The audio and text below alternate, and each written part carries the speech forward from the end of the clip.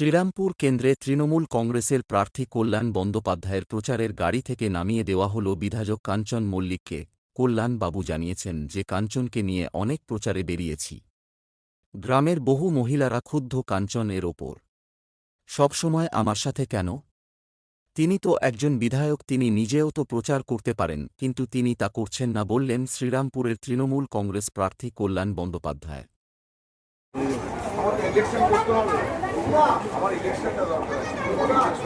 আগে তো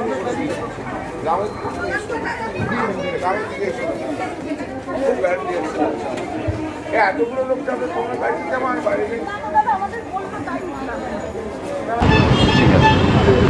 দাদা, আজকে সকালবেলা কাঞ্চন মল্লিক তিনি প্রচারে বেরিয়েছিলেন, তারপর হঠাৎই তিনি চলে গেলেন এখান থেকে।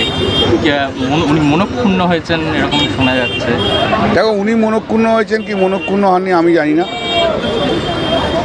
এর আগেও ওনাকে নিয়ে প্রচারে আমি বেরিয়েছিলাম। উনি আমার সঙ্গে যখন প্রচারে বেরিয়েছে, গ্রামের মহিলারা কিন্তু খুব ভীষণ রিয়াক্ট করছেন।